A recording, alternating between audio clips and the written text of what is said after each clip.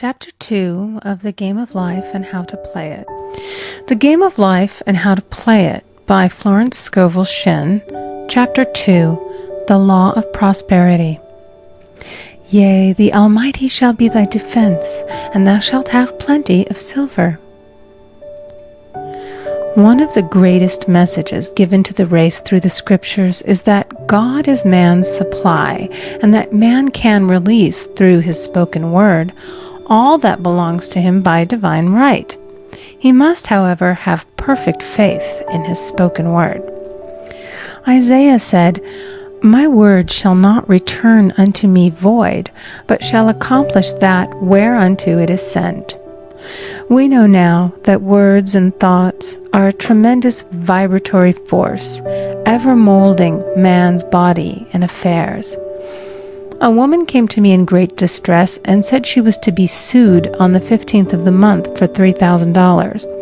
She knew no way of getting the money and was in despair. I told her that God was her supply and that there is a supply for every demand. So I spoke the word. I gave thanks that the woman would receive $3,000 at the right time in the right way. I told her she must have perfect faith and act her perfect faith. The 15th came, but no money had materialized. She called me on the phone and asked what she was to do. I replied, "It is Saturday, so they won't sue you today. Your part is to act rich, thereby showing perfect faith that you will receive it by Monday." She asked me to lunch with her to keep her courage. When I joined her at a restaurant, I said, "This is no time to economize. Order an expensive luncheon and act as if you have already received the $3,000. All things whatsoever ye ask in prayer, believing ye shall receive." You must act as if you had already received. The next morning she called me on the phone and asked me to stay with her during the day. I said, "No, you are divinely protected and God is never too late." In the evening she phoned again, greatly excited, and said, "My dear, a miracle has happened. I was sitting in my room this morning when the doorbell rang. I said to the maid, 'Don't let anyone in.' The maid, however, looked out the window and said, 'It's your cousin with the long white beard.' So I said, 'Call him back. I would like to see him.' And he was just turning the corner when he heard the maid's voice, and he came back. He talked for about an hour, and just as he was leaving, he said, 'Oh, by the way, how are finances?' I told him I needed the money, and he said, 'Why, my dear, I will give you $3,000 the first of the month.' I didn't like to tell him that I was going to be sued. What shall I do? I won't receive it till the first of the month, and I must have it tomorrow. I said, 'I'll keep on treating.' I said, 'Spirit is never too late. I give thanks that she has received the money on the invisible plane and that it manifests on time.' The next morning, her cousin called her up and said, 'Come to my office this morning, and I will give you the money.' That afternoon, she had $3,000 to her credit in the bank and wrote checks as rapidly as her excitement would permit. If one asks for success and prepares for failure, he will get the situation he has prepared for. For example, a man came to me asking me to speak the word that a certain debt would be wiped out. I found he spent his time planning what he would say to the man when he did not pay his bill, therefore neutralizing my words. He should have seen himself paying the debt. We have a wonderful illustration of this in the Bible, relating to the 3 kings who were in the desert, without water for their men and horses. They consulted the prophet Elisha, who gave them this astonishing message. "Thus saith the Lord, ye shall not see wind, neither shall ye see rain, yet make this valley full of ditches." Man must prepare for the thing he has asked for when there isn't the slightest sign of it in sight. For example, a woman found it necessary to to look for an apartment during the year when there was a great shortage of apartments in New York. It was considered almost an impossibility, and her friends were sorry for her and said, "Isn't it too bad? You'll have to store your furniture and live in a hotel." She replied, "You needn't feel sorry for me. I'm a Superman, and I'll get an apartment." She spoke the words, "Infinite Spirit, open the way for the right apartment." She knew there was a supply for every demand, and that she was unconditioned, working on the spiritual plane, and that one with God is a majority. She had contemplated buying new blankets when the tempter, the adverse thought or reasoning mind, suggested, "Don't buy the blankets. Perhaps, after all, you won't get an apartment and you will have no use for them." Promptly she replied to herself, "I'll dig my ditches by buying the blankets." So she prepared for the apartment, acted as though she already had it. She found one in a miraculous way, and it was given to her although there were over 200 other applicants. The blankets showed active faith.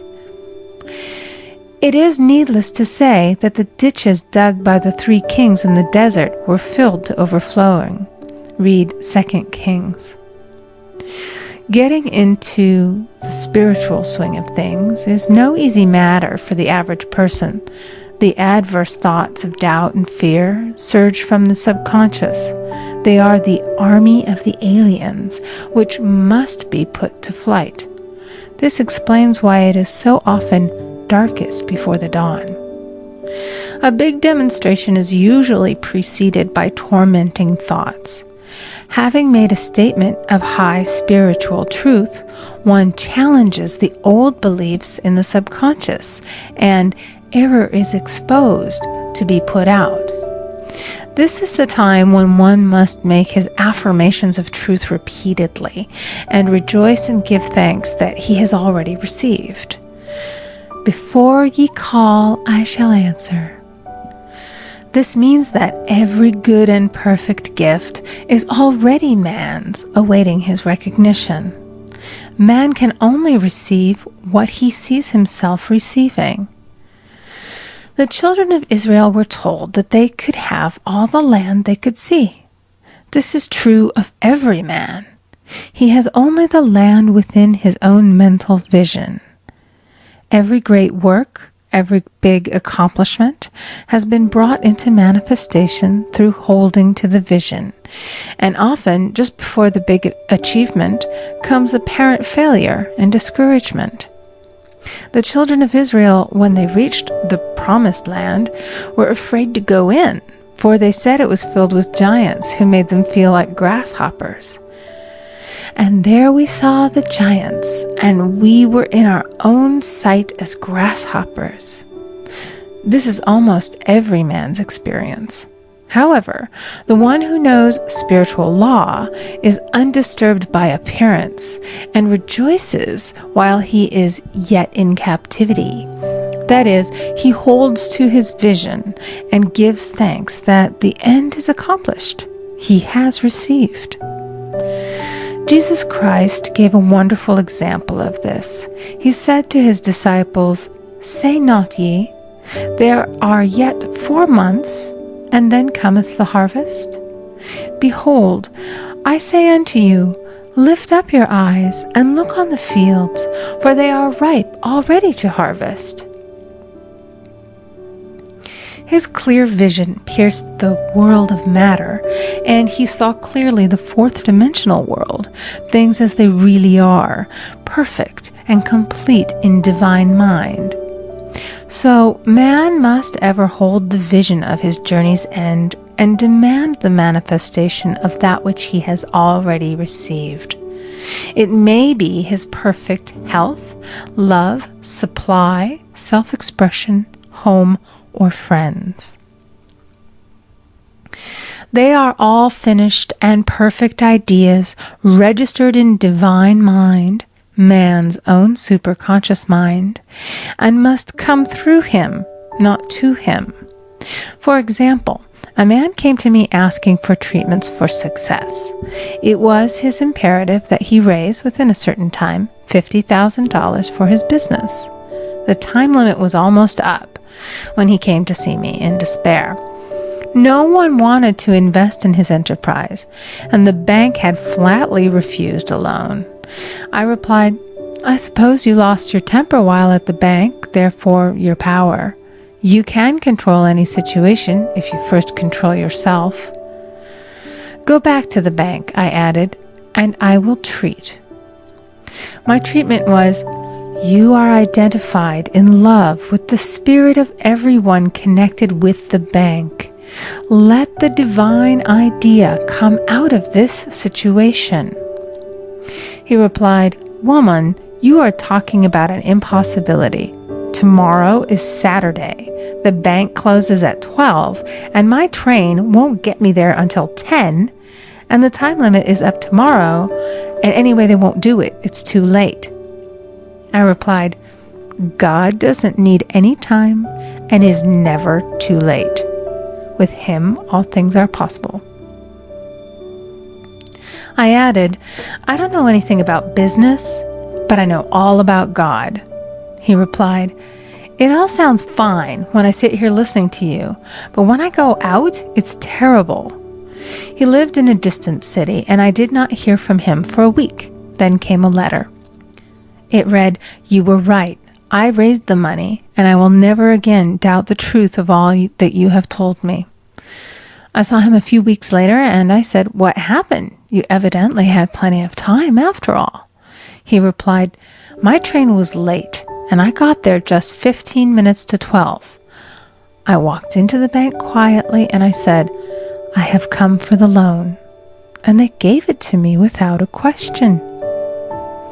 It was the last 15 minutes of the time allotted to him, and Infinite Spirit was not too late. In this instance, the man could never have demonstrated alone. He needed someone to help him hold the vision. This is what one man can do for another. Jesus Christ knew the truth of this when he said, "If two of you shall agree on earth as touching anything that they shall ask, it shall be done for them of my Father which is in heaven." One gets too close to his own affairs and becomes doubtful and fearful. The friend or healer sees clearly the success, health, or prosperity and never wavers because he is not close to the situation. It is much easier to demonstrate for someone else than for oneself, so a person should not hesitate to ask for help if he feels himself wavering. A keen observer of life once said, "No man can fail if some one person sees him successful." Such is the power of the vision, and many a great man has owed his success to a wife or a sister or a friend who believed in him and held without wavering to the perfect pattern. End of chapter 2. Recording by Amy Conger.